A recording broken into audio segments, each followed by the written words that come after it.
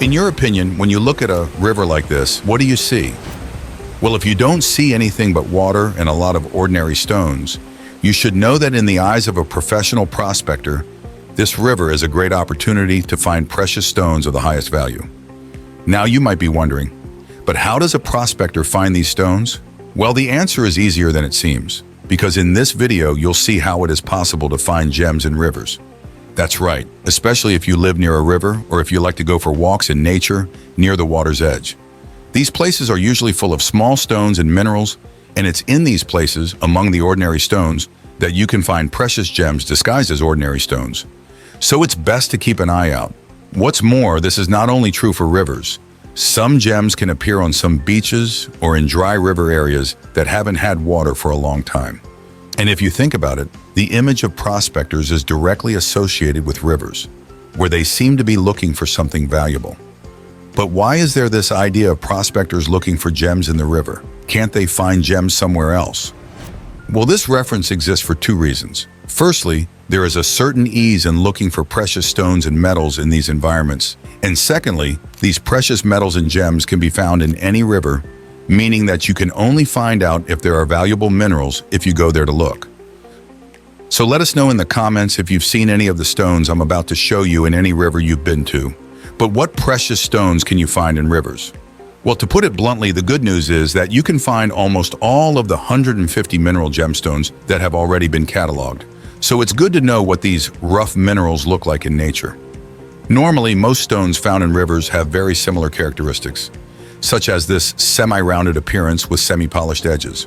This is due to thousands of years of friction between some stones and others, as if the water itself were naturally polishing them. So it's common for them to have this smoother appearance.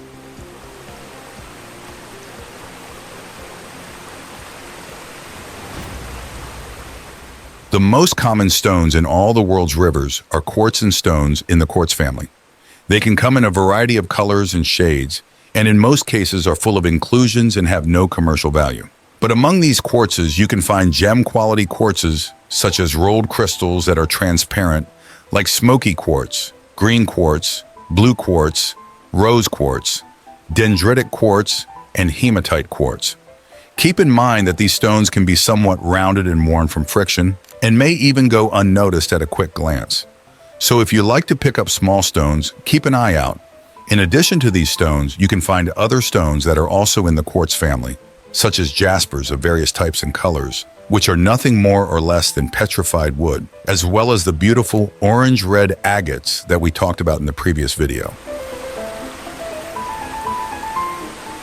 On the other hand, even though quartz crystals don't have a very high value in most cases, if you find pieces that are good enough to cut, you should know that you can sell them for around $20 a kilo, as is the case with well-colored carnelian agates. In addition, it's not difficult to collect a good quantity of stones, as they are relatively common in rivers.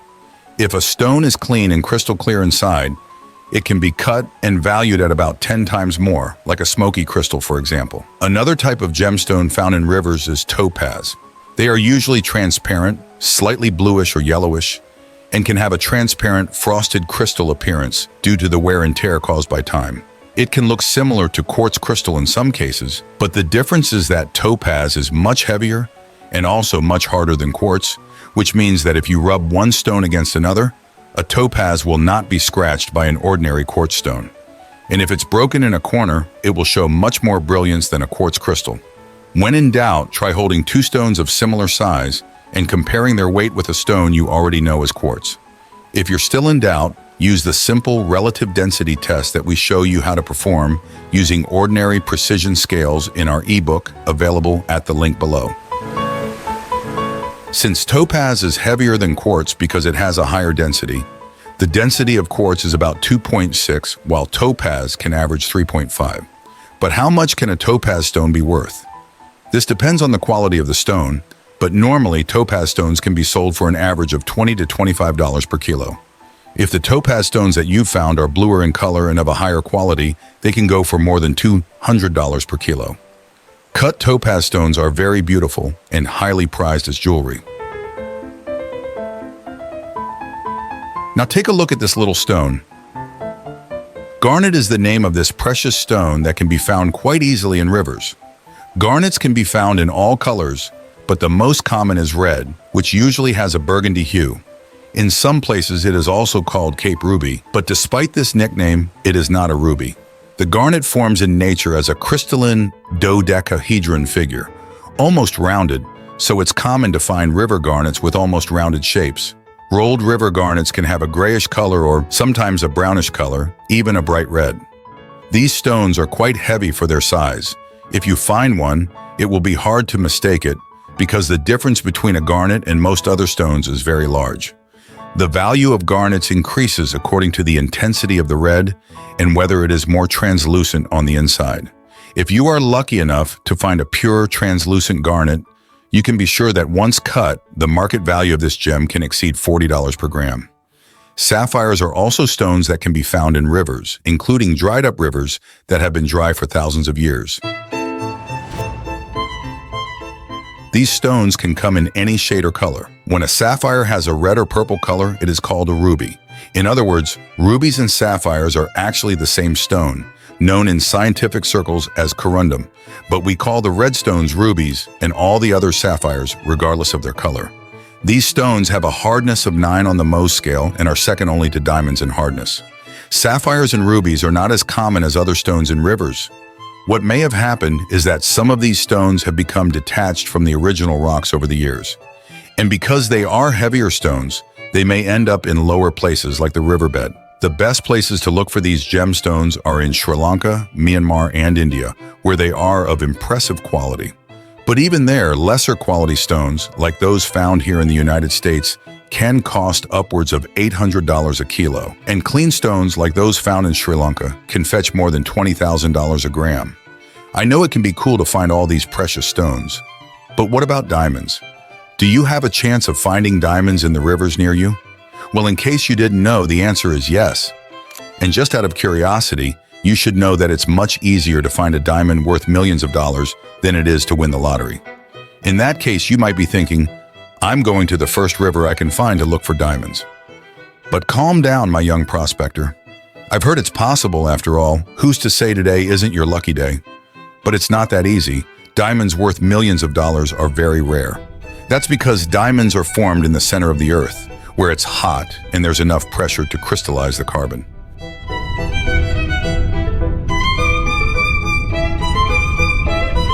Once formed, they are ejected onto the Earth's surface by great volcanic eruptions.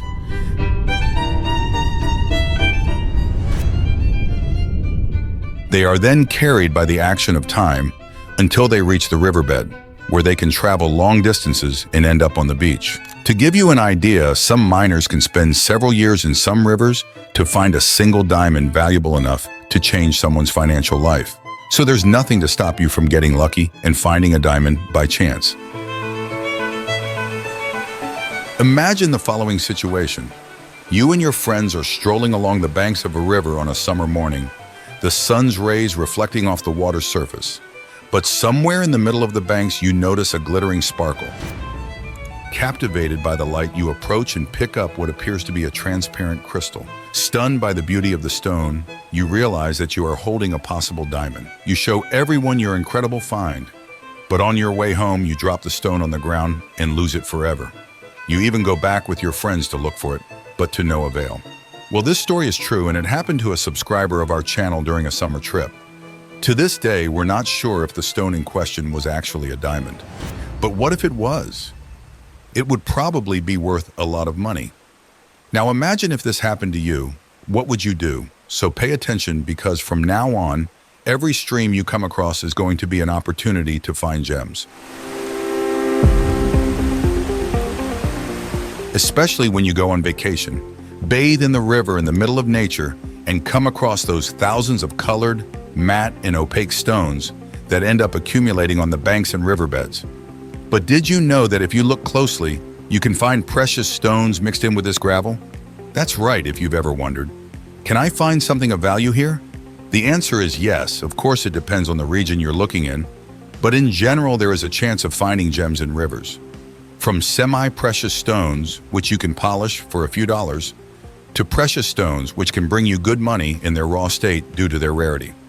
The first of these stones is quartz, which, in case you didn't know, is the second most abundant rock on the planet, which means that if you go looking for quartz in rivers, you're sure to find it. However, you need to analyze the stones by color and quality, because each crystal in the quartz family has its own characteristics. For example, amethyst is a purple quartz, which, depending on the quality of the stone, can be worth much more than a transparent quartz full of cracks.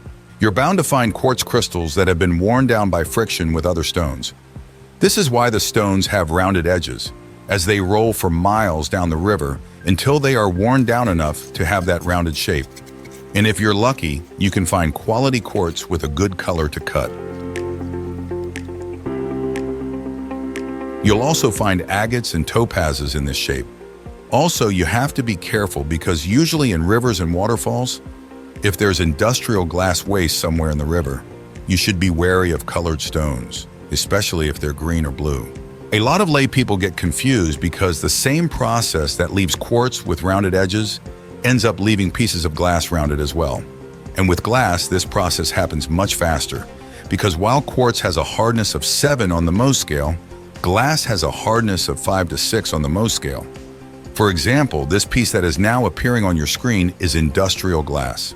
It's a man-made crystal. That's why you have to be careful, because even if civilization isn't many miles away from the region you're looking for, if this material has been dumped somewhere upriver, even torrential rains are strong enough to carry this material downriver. And from there, a piece of glass like this can travel for miles downriver until it's rounded like this, looking like it's been polished. Another stone you may end up finding in your area is jasper, which is mainly red in color. You can even find these stones quite easily. They are opaque, have a very intense red color, and stand out among the sand and gravel. You can also find other colors such as yellow, brown, blue, and green, but red is certainly the one that will catch your eye the most. Finding a single jasper won't make you rich to the point of changing your financial life like finding a diamond would, but it's a little stone that has its value, even if it's small. And if you find a jasper on the banks of a river, you can be sure that there are more of them around. And even though these semi-precious stones are cheaper than, say, a ruby, you can make up for that difference in value by collecting several jaspers in large quantities. Another very special stone that can be worth several $1,000s, depending on the specimen you find, is agate. That's right. They are relatively abundant minerals in some regions and countries around the world, such as Brazil, China, Mexico, the United States, Australia, and Canada. Agate is a variety of quartz. It has been used in jewelry and interior decoration for over 3,000 years. Agate is characterized by its colors, which are distributed in parallel, straight, or curved bands. It forms in cavities in volcanic rocks, such as basalt, and usually contains crystals of other minerals in its central part. The external shape reflects the shape of the rock cavity in which the agate was formed. But don't be fooled, many agates are ugly little rocks on the outside. But if you cut them in half, you will see that there is a beauty hidden inside. And in the case of agates, the more beautiful it is on the inside, the more valuable it is. Some specimens have been traded for more than $50,000, which is a lot of money for a stone found in rivers. The most common colors are red, orange, brown, white, gray, and bluish gray. But agate can also be artificially dyed, a process that has been used since the 19th century. The process varies according to the desired color and is applied after the gem is cut. At least 90% of the agates sold in the world are colored. Blue, green, pink, or purple agates are the product of dyeing, but in Australia there are natural blue agates. Since agate is a type of chalcedony, it can even confuse people because of its similarity. But agate has its own peculiarities. You'll find that agate has several layers in the rock, whereas chalcedony does not. And you may end up finding other types of rarer minerals, such as garnet. If you're not familiar with garnet, it's a very popular gemstone. The charm of garnet is due to the fact that people love to make pendants, necklaces, earrings, and rings with this gemstone, mainly because it has a color very similar to ruby, but on the other hand, it is cheaper. In some places, there are reports of opportunists trying to deceive tourists by selling garnets as if they were rubies. But fortunately, there is a test you can do with an ultraviolet light to identify rubies, which I've already shown in the previous video. But now comes the most awaited moment of the video, which is one of the biggest doubts of people: the diamond.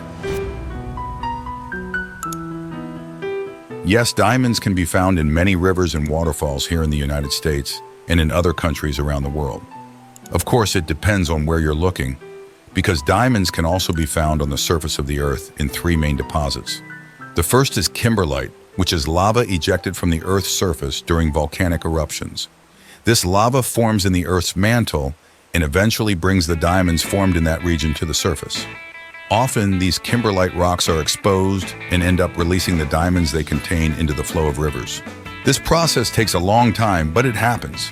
And because diamonds are heavy stones, they end up being deposited in alluvial deposits, the gravel that forms on the banks and beds of rivers.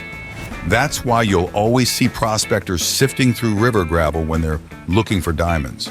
Sometimes the river itself passes over a kimberlitic rock, and over the years this rock can wear away, causing the diamonds to come loose, carrying these gems for miles down the river. But how do you know when you found a real diamond? The shape of a diamond is very specific, and when you hold a diamond under a light, it shines with a metallic sheen. So if you have a very small stone, let's say, all hexagonal, it's more likely to be a quartz or a beryl than a diamond. But because it's a little bit more complex, there's a video on the channel about the shapes that a diamond can have.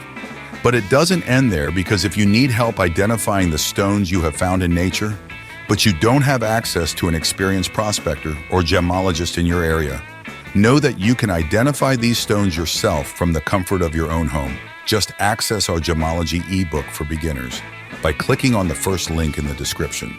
Because there you will have access to home methods that will help you identify these minerals, with home tests and complete tables with all the crystals already cataloged.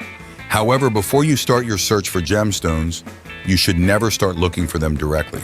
First, you must identify the signs that indicate the presence of these gems in the region you are searching. Only after you have found these clues should you begin your search. This is especially true if you are looking for rarer crystals, such as rubies and diamonds. So if you're doing research to find out if a region is good for gemstones, all you need to do is identify these indicators, and if possible, access our ebook at the first link in the description to learn how to identify the stones you find. And to find out what these indicators are, just watch this video that's appearing on your screen. Thanks for liking and subscribing. Good luck, gem hunters.